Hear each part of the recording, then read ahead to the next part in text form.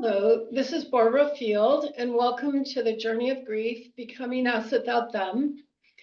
I created this channel so that people who are grieving their losses would have a place to talk to one another and to hear from people who know a lot about grief and have some resources available.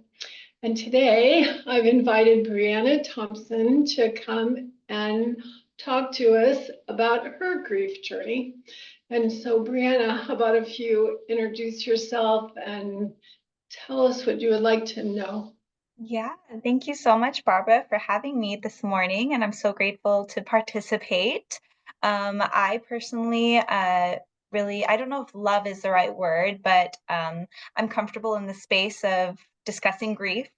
And I personally, I collaborate in the field with you. I am a clinical outreach professional in the behavioral health care field, and so no stranger to the topic of mental health. And everybody has their own mental health journey, and everybody at some point in life has to deal with grief in some way or another. It's part of our life journey.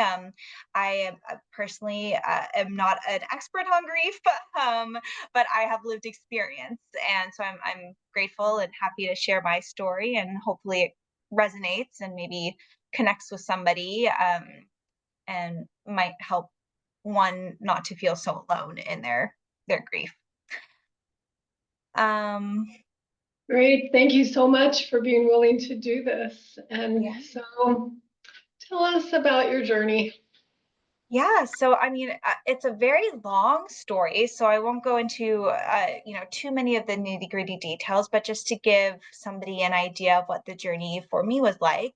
I was uh, newly married, and it was the start of the pandemic in March of 2020, and I found out I was pregnant for the first time.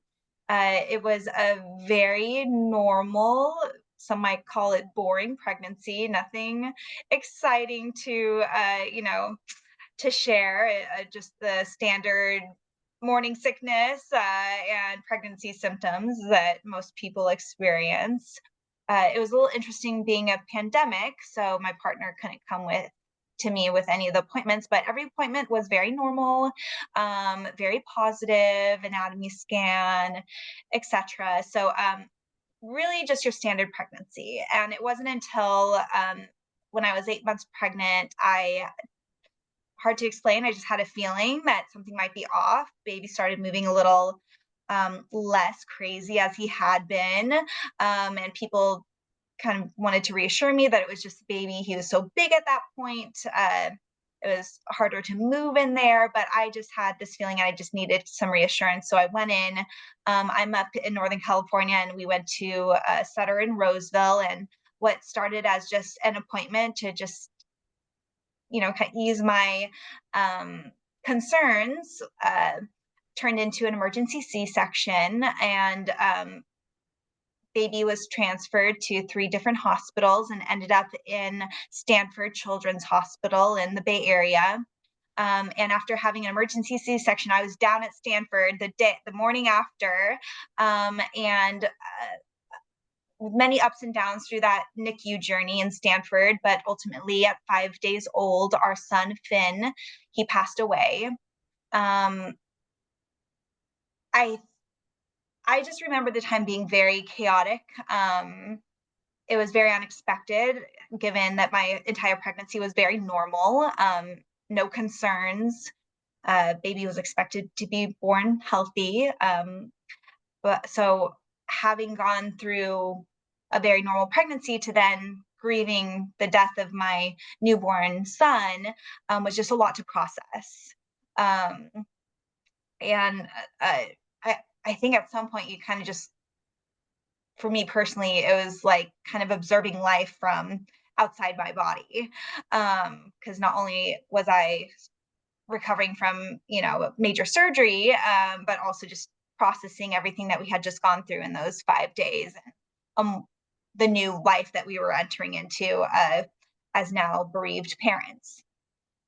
So The hospital was wonderful. Stanford, I can't speak more highly of, and their medical and clinical staff, and having taken such wonderful care of Finn during his time at the hospital and even in his passing, and the resources they provided us afterwards, some grief groups, support groups, bereavement counseling. For me personally, I couldn't go back to our home, which was in Auburn at the time. So really, I was lucky enough to have my family, my husband's family. We all just kind of stayed together for the first couple of weeks of grieving, and that community was key in, I think, surviving those first few weeks for me personally, and just having our people with us and nearby. Uh, his him as in our son, his nursery was all done, and I just couldn't imagine stepping foot back into that home where that nursery was, where we were supposed to bring our son home to. So you know, if I were to give any advice, it would be, let your people, if you're lucky enough to have friends, family, community, let them know what you need. I needed somebody to help me put that nursery away. I couldn't do it myself. I couldn't step foot back into that house without that being done for me. And so just asking what you need. Myself and my husband grieved completely opposite ways. I really leaned into my people, talking about Finn, talking about my experience. I wanted to talk about Finn. I wanted to talk about what we had just lived through and survived. I wanted to talk about anything surrounding that experience, while my husband didn't want to talk about it at all. And so it really was navigating how uh, partners grieve differently, but how we can still support each other and not feel so alone.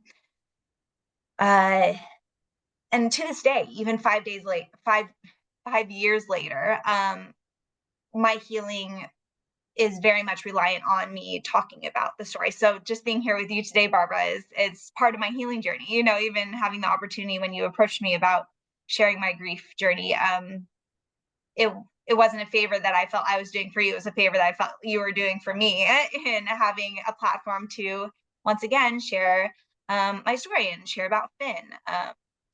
Because even in his 5 days of life, he made such an impact on me, and not only on me, but my family, my community, and Stanford Hospital, and beyond. He ultimately was diagnosed. It wasn't until after an autopsy was performed that they diagnosed him with neonatal hemochromatosis, which is a very rare disease, and it's not genetic. You can't detect it during pregnancy. It's just very random. It's like winning the unlucky lottery. So it's essentially like 1 in a million births. I don't know if that's the exact number, but it's close to it. Maybe 15 in a million births. So very rare. And so that was something for me to share about also. Oftentimes, if I hadn't gone into the hospital, he likely would have been a full-term stillbirth, and might not have gone diagnosed.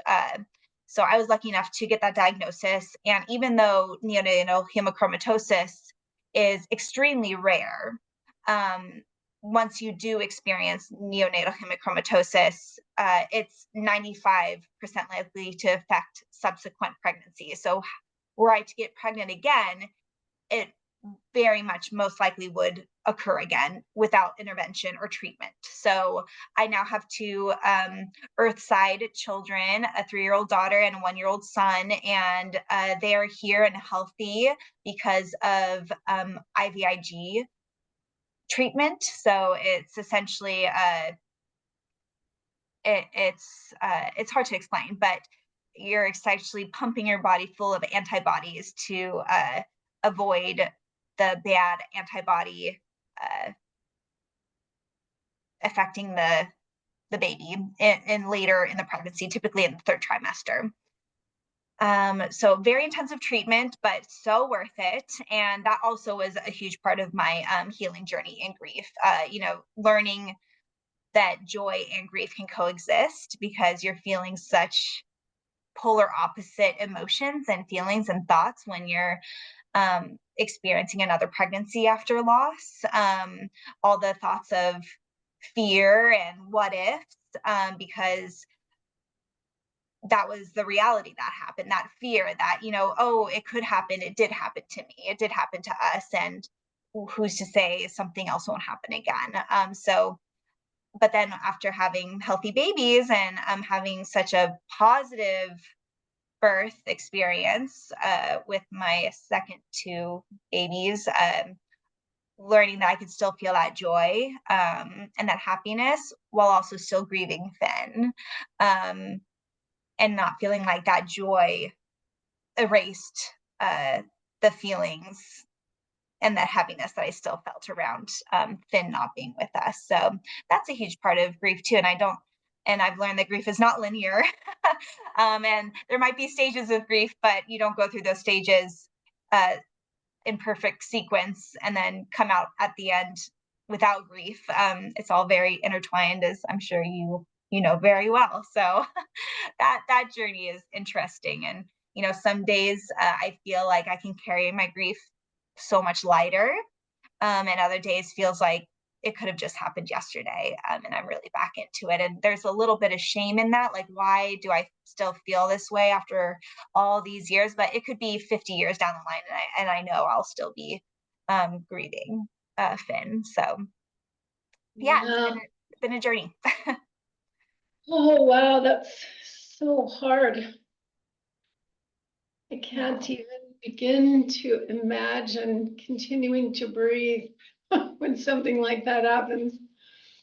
And I think every day, thank you. And every day kind of, especially soon after Finn's passing, even being at the grocery store and, uh, the person working there asking, how are you doing today? Or how's your day? And, just like the typical response is, oh, good. How are you? But like those little like interactions just felt so much more upsetting to me because it's just like, I don't want to put all this heaviness on this stranger when they're just asking how my day is, as they're getting me ready to exit the grocery store. But I also just, it felt so um inauthentic to not say how I was feeling. So it was a very torn, and I still sometimes deal with that, like just like the small talk. And even in this field, I really I want to get to know people. I want to get to know their story outside of just a professional setting. Like there, of course, is a time for strictly business talk, strictly, professionalism, but I feel like there's also a human side to everybody. And um, that's opened up my perspective too on just life and just day-to-day interactions with people. It does change everything, the way you see everything, the way you react to everything, the way you feel about everything. Yeah, Yeah. I remember when my husband died, that when people would say, how are you? It was like I could feel something drop to the pit of my stomach. Like, okay, do you want me to tell you what's Do you want happening? to really know how I feel? Or do you just want me to say fine and nod my head and escape before I start crying? Right, exactly. It's so interesting. And I feel like a lot of people will understand that, those that have gone through losing somebody that they love. Whether it was unexpected or expected, grief is still just as heavy, um, and we feel so much greater in terms of just like it's not as easy just to give a blanketed answer of fine, good, because we know so Yeah. much more of how we are actually feeling. So my logical brain knows, okay, you don't actually want the answer to that question, but Yeah. everything in me, like you said, needs to tell people how I'm feeling. Yes, yes. I also have a tattoo. That's Finn's hand print. So they just took his handprint and pretty much tattooed it on my arm, and I put it in a place that would be visible to people, given if I were wearing short sleeves or something. Because I liked it as an opportunity for conversation about Finn. I wanted people to ask about Finn in a way. Not everybody needs to ask, but I was open to those questions. But what I didn't realize was the I don't know if burden's the right word, but that responsibility I ended up putting on myself because I then didn't want to make somebody else feel uncomfortable for asking questions. And then I didn't want, so I had to kind of reassure people or comfort people in a way that, like, it's okay. I'm okay. Like, we can talk about it. So that was an interesting layer of just like conversations around Finn and grief that I ended up feeling like I had to take care of somebody else too, because I didn't want to burden them with my heaviness. Yeah, that's more and more I hear people talking about, because our culture is, doesn't like to talk about the big stuff much. And so we don't have a culture where birth and life and death and grief are so normalized and included. They have to be set aside into a support group room. We can talk about it there, but please don't talk about it here. Whereas I'm hearing there are cultures where people would just feel really honored to be able to step even briefly into that with you and share a piece of your soul in a way that they might not. And then that gives you, like, the way the years are redeemed, the years the locusts have eaten are redeemed by your story, adding richness to someone else's life. But Yeah. our culture is more like, oh no, don't do that. Right, exactly. Exactly. And I think there's also a lot of thoughts on not wanting to victimize yourself or wanting pity from anybody or their sympathy really, but just that need to feel seen in your grief. Like, I don't want you to feel sorry for me or see me as a victim, but I need you to see me and see that I'm grieving and just like hold me in that space. And that's what I learned too, is that's a huge thing. It's just to be seen. Um, just this is what I'm experiencing, this is what I've experienced, and this is what I'm still dealing with. And that's all, just to be seen and understood. That's worth, that's priceless. Sort of neurologically, when the baby's like freaking out and mom comes, I gotcha, I know just what to do. She's sort of, they get some oxytocin, it helps the baby learn and manage those feelings, and everybody is playing again in a minute. And so if that's not installed, then when someone's in distress, we don't know how to be with them. But if you're ever around those wonderful attuned people, you can almost feel them like drop right into your heart. I got you. I can hold this. Tell me, I want to be with you in this. So that sense that someone is with you, that they can see even that big scary part of you and be honored and glad. That's what we're all longing for. But Yeah, half the parents in the world didn't have that installed. They can't install it in their kids, so none of us can do it. I know, it's crazy. That's something that I'm very mindful when I'm parenting my littles too. I want them to know that they can share emotions and that they will not be shamed for it or feel embarrassed or like they took up too much space. Just to let them know that they're seen and understood. So talk some more about, like you said, that Stanford provided you with a lot of support. So what did support look like in the beginning? What was the most helpful? What felt complicated? Maybe you weren't ready for it or it was too much. For me personally, I wasn't ready to reach out to any of the grievance counselors or join any of the support groups. I hear they're absolutely amazing, and I know personal friends that have done the support groups. Like, I believe Hand is one, and it's specifically for child or baby loss. But for me personally, what really was the most helpful, as I think I mentioned before, is just talking about it. So having people to talk to about it and not just keeping it inside and not sharing my feelings or my thoughts. That was most helpful to me. I don't know how people do it without letting it out. Or uh, and I think also most recently, even 5 years later, what has been incredibly uh, transformative for me in my grief journey is EMDR. I was really skeptical about it.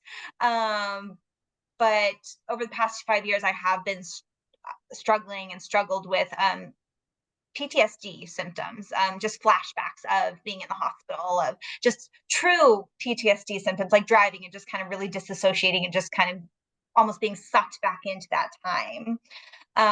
And those were really distressing. And as life kind of throws things at you, it just kind of became more and more of an issue in my life. And so EMDR has been pivotal in helping me relive those scary moments again and walk through them and go through the process of making them not so hard to experience again, just in my mind. So that's been a very interesting process, and I'm all about EMDR, and I'm still on that journey.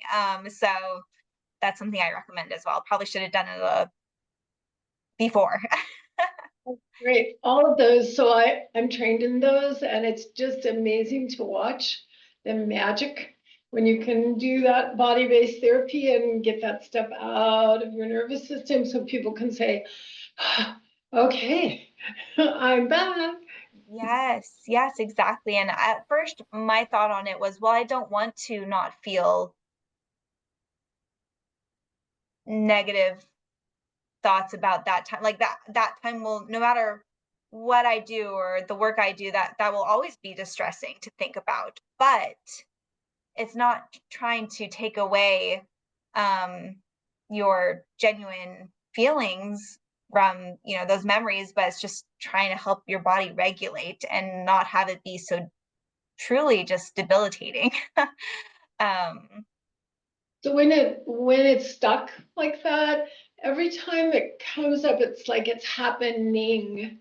And so it's just as active and just as painful and just as horrible. And when you do those body-based therapies, then it helps sort of your executive brain, your left brain, say, add a calendar and a clock to your right hemisphere and say, that's over. That was horrible. It was horrible, but it's over. So then when it fires as something that happened and mhm, not it's happening. And yes, so it will never not be a terrible thing, and it will never not be sad, but it only needs to be sad. It doesn't need to be horrible. And you don't yeah, have to be standing in the hospital for the rest of your life. exactly. Yes, exactly. And I also feel like another huge component of healing was connecting with other moms who had experienced similar losses, and if not similar, but just loss in general. That was very helpful, just to reach out on Instagram, just specifically, and you just search, like, hashtags, and you'll find moms that have maybe created pages for it or groups for it, and just finding those right. And not every mom, not every loss is going to be similar or something that you feel like you can connect on, but there are other people out there, and no matter what loss, if it's a infant loss, if it's a spouse loss, if it's a sibling loss, if it's a friend loss, whatever loss it might be, there's going to be somebody out there that understands and relates on a personal level, that's lived through similar experiences. And just to have that community is huge as well, because you can talk to your friends, you can talk to your family, but uh, not so often are they going to truly understand at a lived experience level. So finding those people as well is big, and being able to talk things out, and just lean on each other. So that was pivotal for me as well. That's so great that you found that for yourself. What's been the coolest thing? So I'm not a grief expert. I'm just a griever. And so I That created makes my you an channel expert in a way. so that I can help do just that for people, get people together. So my panels of people that are grieving, they're strangers from all over the country that just Yeah, show up together.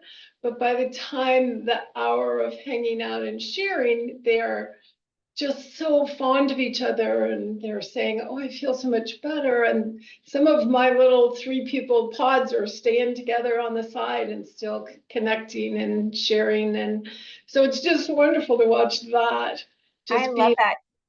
You are doing such important work in helping make those connections, and it's so important. And I think people tend to be hesitant to reach out.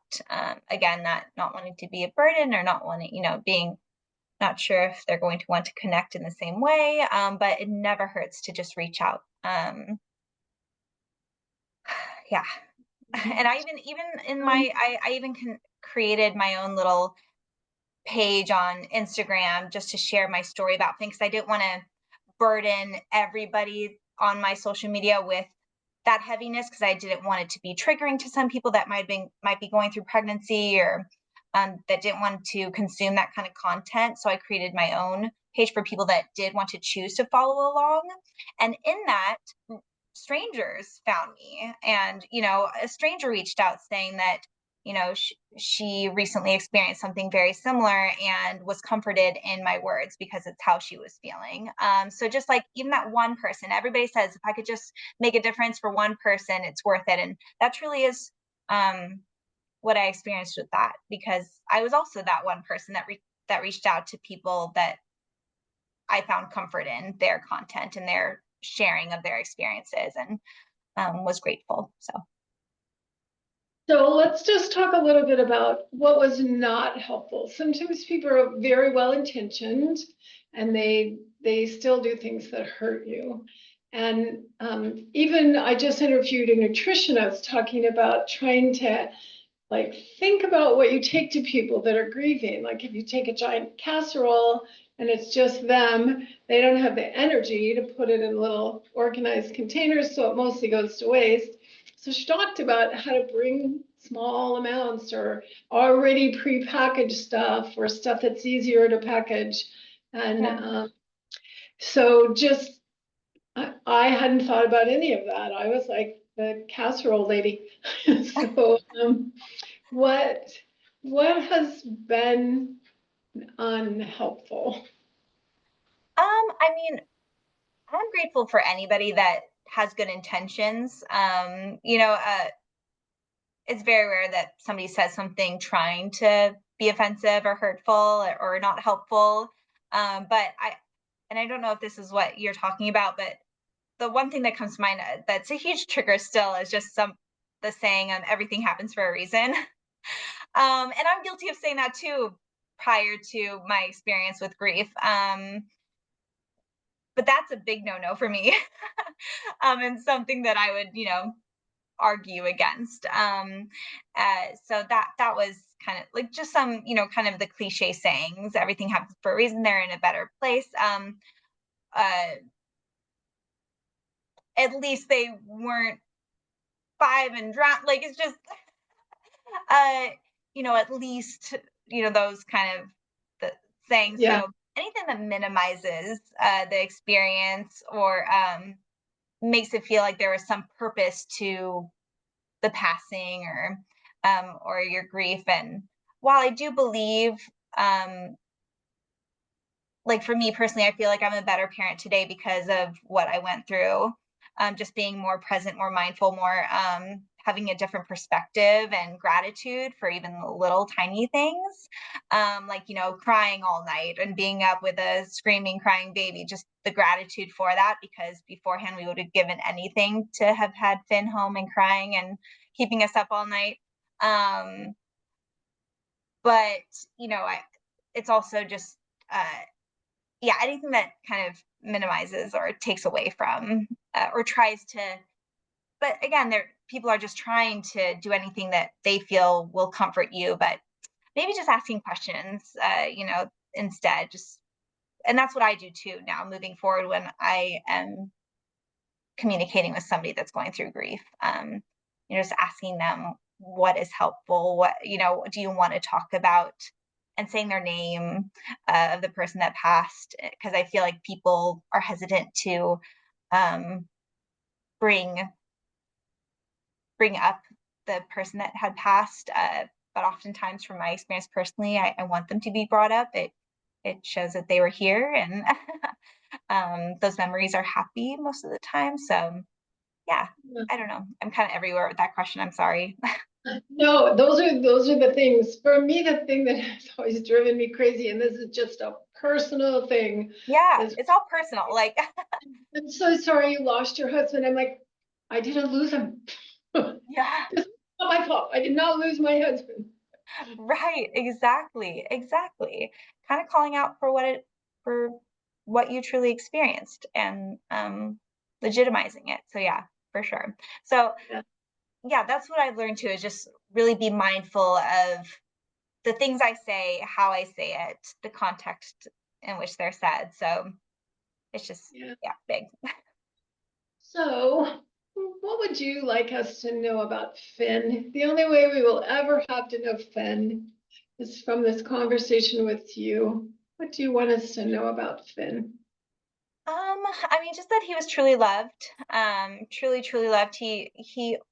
His only experience in life was in the NICU, and he was covered in tubes and wires and tape most of the time. But he was still such a sweet boy. He had just such a sweet energy about him, and he was such a fighter. The NICU team would just go on and on and on about how strong of a baby this was. Like even when they give him the most, the highest dose of medicine that was supposed to sedate him so he wouldn't wiggle around while they tried to, put something on him or anything, he'd still really fight it. And oftentimes they struggled to, hold him down. He was a strong little guy and strong-willed and a fighter. And so that's what I always attributed him to. We had a fundraiser called Finn's Warriors, and that's what he was. He was a little warrior. And he's still talked about in our family. We're still, my children are still so young to really truly understand the concept of, Finn's passing and everything. But, we still talk about Big Brother Finn. And I have a couple pictures of him in my house. And that's what I'd like people to know, that he was here for a very short time, 5 days, but those 5 days made a lasting impact on me personally. And I just hope to continue talking about him. And I, I personally was not raised with religion or anything, but I like to think that he's somewhere, and he knows just how loved he was and continues to be. So that's that's what I'd like people to know about Finn. And then at the end of my panels and interviews, I always ask people, what is your 1 minute wisdom? The one thing that you would like people grieving the loss of an infant to carry out of this, if they don't watch any of this and they just skip to the end, what's the one thing you want people to walk away with? Oh, wow. I should have prepared for this more. But for those that have experienced um, infant and baby loss, the one word of wisdom is to lean on your people. Know that your baby matters and they were here and their life was real, even if they were born sleeping. And you're a mother, you're a parent, you're a father, even if you can't parent a living child earthside, you're still a parent. And there's ways that we can still be parents to babies that are not earthside. So that's kind of my wisdom, just to legitimize parents of babies that aren't living. So That's great. That was a lovely way to put all that. I hope I feel like I'm kind of everywhere with everything, but such a topic that I just feel so warmly and passionately about. Oof, it's heavy stuff, but I mean, it's real. And when we're younger, we're taught about, uh, how to prevent pregnancies and everything. But when, it's not until we're older that we've discovered just how hard sometimes it is to bring a child earthside. And how much of a miracle it actually is to have living children. And there needs to be more support and community around people that are struggling in that area or that have experienced loss, because it's the greatest loss. I mean, every loss is great, but it's such a tremendous loss, and that we carry for our entire lives. So Yeah, it seems massive. Okay, so if you have any books or links or references, I will put those in the notes section of the meeting. So be sure and send those to me. And I just want to thank you again and tell you what an honor it is that you gave me some of your time to share this hard thing. Well, thank you again. You did a huge favor this morning. Thank you for giving me the space to talk about Finn and my grieving experience. And I'm so grateful for the work that you're doing and have done in your own grief and holding space for others grieving and all aspects of grief. So I'm lost. So you're wonderful, and I'm grateful to have you in the community. And thank you again for this morning. Okay, well, I look forward to seeing you in person sometime soon. I know I'll give big hugs. Okay, All bye-bye. right. Thanks. Thank you, Barbara. Bye.